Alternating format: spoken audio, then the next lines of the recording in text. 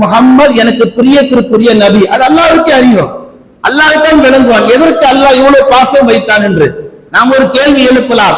இப்ராஹிம் நபியின் மீது அல்லாஹ் பாசத்தை வெளிப்படுத்தலாம், மூசா நபியின் மீது அல்லாஹ் பாசத்தை வெளிப்படுத்தலாம். ஆனால் அல்லாஹ் அதற்கு ஒரு பதில் சொல்லுவான். 1,23,999 நபிமார்களில் ஒவ்வொரு குணம் இருந்தது. அந்த ஒவ்வொரு குணத்தையும் ஒன்று சேர்த்து நான் முஹம்மது ஸல்லல்லாஹு அலைஹி வஸல்லம் அவர்கள் மீது ஒட்டுமொத்தமாக வ இன்னக லஅலா குலுகின் அலீம், எல்லா நபிமாருடைய குணமும் முஹம்மதுக்கு நான் கொடுக்கப்பட்டிருக்கிறேன். அதனால் அவர் மனிதர்களே புனிதர், மா மனிதர், அதனால் தான் நான் அவர்களை பிரியப்படுகிறேன் என்று அல்லாஹ் குர்ஆனிலே பேசுவான். அல்லாஹ் தஆலா நபிகள் நாயகத்துக்கு அப்படிப்பட்ட கண்ணியத்தை தந்தார் என்று சொன்னால் அவருடைய உம்மத்தையும் அல்லாஹ் தஆலா சும்மா விடல. எத்தனையோ உம்மத்திற்கு தரப்படாத ஒரு சலுகைகள்.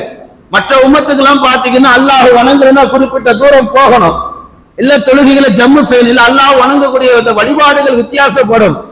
உம்மத்தே முஹம்மதியாவிற்கு மட்டும் அல்லாஹ் தஆலா இந்த பூமி முழுக்க தொழக்கூடிய இடமாக மாற்றி வைத்திருக்கிறார். நீங்க ஒரு சஃபரிலே பிரயாணம் செய்கிறீர்கள், பாலைவனம், தொழக்கூடிய நேரம் வந்துவிட்டது, வாகனத்தை நிப்பாட்டுவதற்கு அனுமதி, பாங்கு சொல்வதற்கு அனுமதி, இகாமத்து சொல்வதற்கு அனுமதி, தொழுவதற்கு அனுமதி, யாரும் ஒண்ணும் சொல்ல போவது கிடையாது.